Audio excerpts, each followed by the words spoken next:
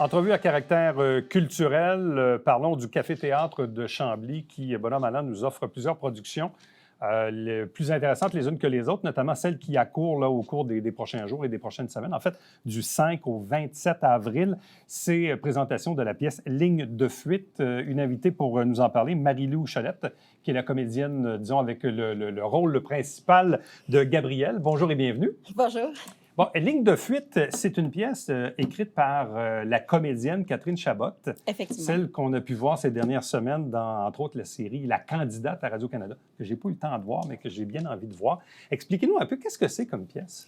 En fait, c'est trois copines du secondaire qui, rendues à la trentaine, se rencontrent pour une soirée avec conjoint et conjointe.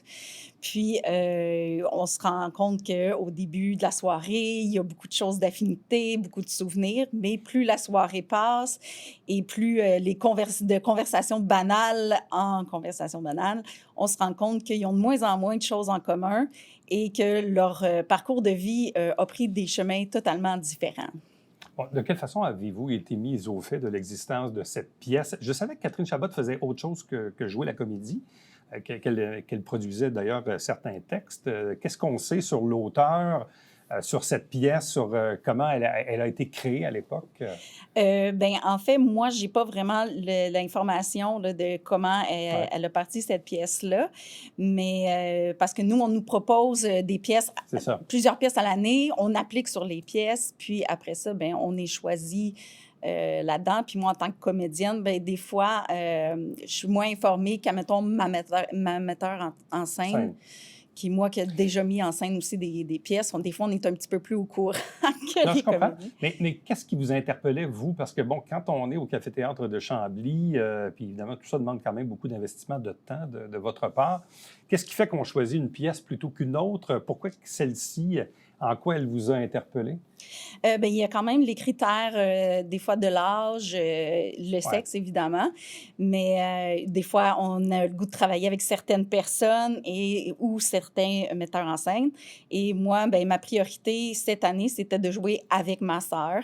Ouais. Donc, j'ai demandé à jouer avec ma sœur et ma sœur, elle a fait ses choix.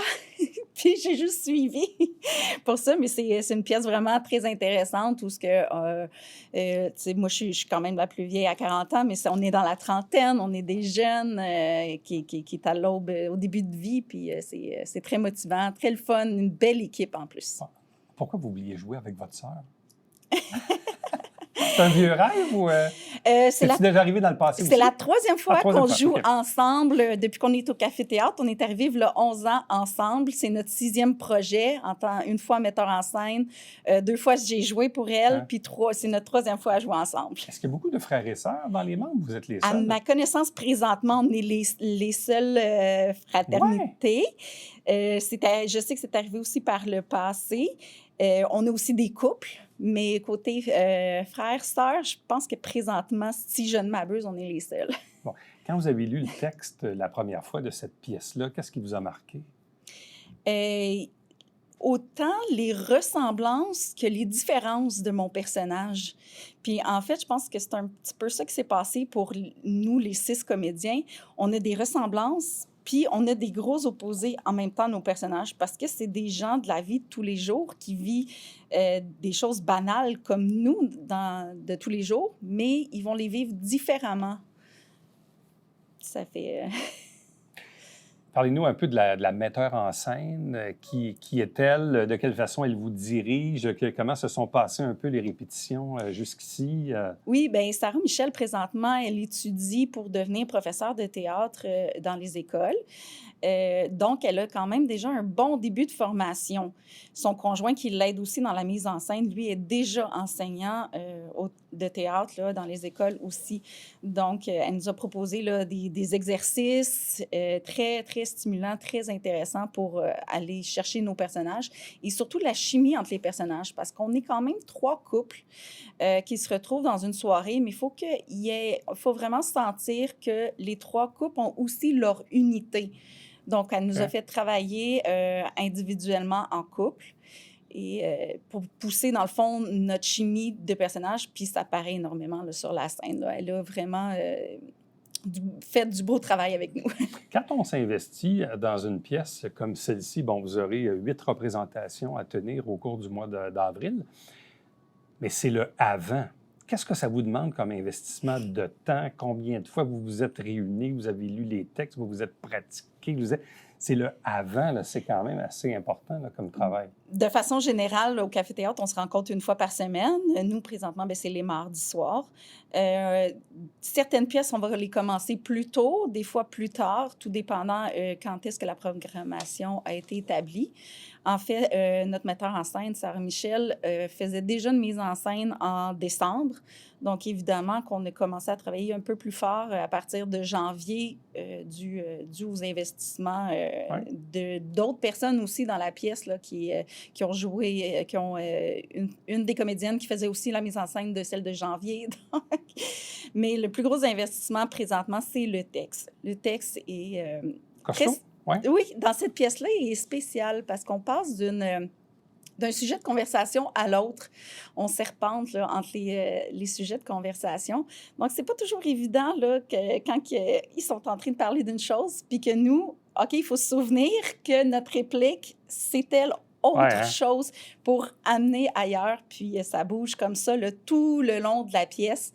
Fait que c'était un texte là, quand même assez particulièrement difficile à apprendre, surtout que j'ai le plus de répliques.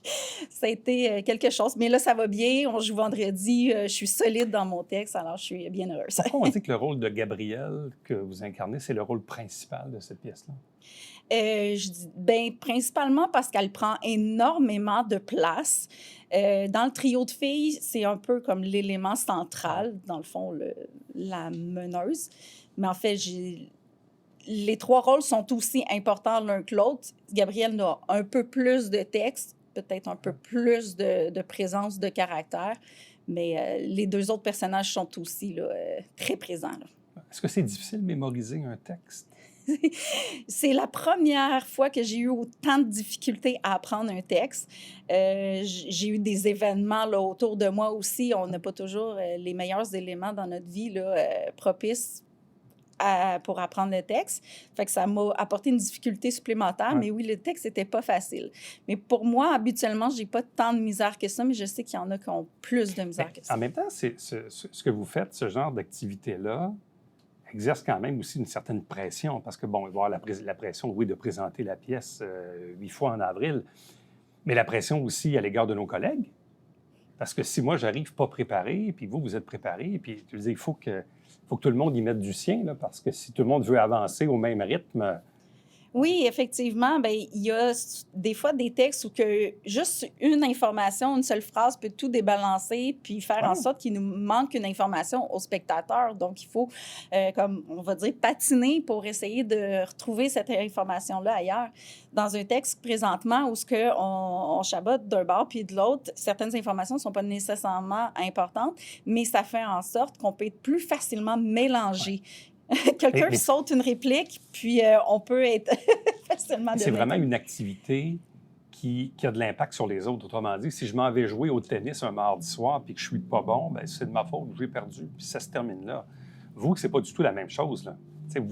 Vous avez un peu comme une pression de bien performer pour vous-même et pour les autres aussi du groupe, là. Oui, bien, vous parlez du tennis, mais mettons qu'on parle du hockey, c'est une équipe, fait que c'est la même chose. C'est un sport d'équipe, hein? C'est ça, c'est un sport d'équipe. Si quelqu'un a un blanc, bien, tous les autres autour commencent à se dire, OK, qu'est-ce que je peux faire pour aider? Qu'est-ce que je peux dire? Quand les gens vont sortir de cette pièce-là, qu'est-ce qu'ils vont apprendre ou quelle réflexion ça va provoquer chez le spectateur? Bien, je dirais qu'il y a le sujet central, même s'il y a vraiment énormément, on parle de politique, la différence entre les riches et les pauvres, c'est vraiment l'amitié. Puis un tournant de l'amitié où ce qu'on a tous déjà vécu, dans le fond, où ce que il faut laisser aller la personne. On n'a plus rien en commun, puis il faut apprendre à laisser aller la personne. Puis je pense qu'on a tous déjà vécu ça, que ce soit nos amis d'enfance ou des personnes qu'on a connues à l'âge adulte. C'est ça. Des fois, dans la vie, il arrive des situations où, il y a un début, il y a une fin, puis on ne peut pas s'accrocher indûment. Oui. ou souvenir du passé. Il faut être dans le présent, c'est ça. J'espère que les spectateurs vont sortir de là en ayant quelques petites références là, sur leur propre vie, puis les amener à réfléchir sur quelques sujets de conversation assez précaires. Bon, le Café-théâtre de Chambly, c'est une capacité d'au moins, 80 places, hein, je pense? Effectivement, c'est 80 places assises. 80 places. Du côté de Chambly, les gens peuvent acheter les billets en ligne, je pense? Oui, Hein? effectivement, Esther, on est avec une plateforme qui fonctionne vraiment très, très bien là, pour acheter les billets. Bon. Puis vous avez quand même plusieurs productions dans l'année? Oui, si je ne m'abuse, je pense qu'on est rendu comme à 8 productions par année. Du fait qu'au lieu de faire 5 fins de semaine, on est rendu qu'on fait 4 fins de semaine. Donc, on propose vraiment beaucoup de contenu. Et là, vous êtes combien de membres? Je ne sais pas exactement combien on est, mais d'après moi, on est au moins 200 peut-être. Quand même. Hein? Non, c'est vraiment une grosse organisation. Des fois, les gens voient du théâtre, entre guillemets, oui, on dit théâtre professionnel parce que, c'est au Théâtre Saint-Denis ou des lieux comme ça. Et ce que vous faites, c'est quand même, il faut le noter, c'est plusieurs centaines de personnes qui investissent beaucoup de temps. Je comprends que c'est votre plaisir, c'est votre loisir, c'est votre activité, mais au-delà de ça, on offre un produit au public dans une salle qui est magnifique, de belles pièces de théâtre, puis avec des gens qui s'investissent vraiment corps et âme dans ce genre de projet-là. On a souvent des bonnes critiques, en fait, parce que, tu sais, côté qualité-prix, quand on va voir un spectacle professionnel, bien, on s'attend à ce que ça soit gros, on a payé le prix, mais quand on va dans une petite salle comme ça, on n'a pas autant d'attentes et pourtant, on propose des contenus vraiment très intéressants. Alors, Ligne de fuite, c'est une pièce de Catherine Chabot, qui est comédienne, celle qu'on voyait dans La Candidate ces dernières semaines. Une pièce qui a été créée en 2019, même adaptée, je pense, au cinéma, donc présentée au Café-théâtre de Chambly du 5 au 27 avril. C'est à 20h les vendredis, samedis. Merci beaucoup. Merci. Restez avec nous, on vous revient après ceci.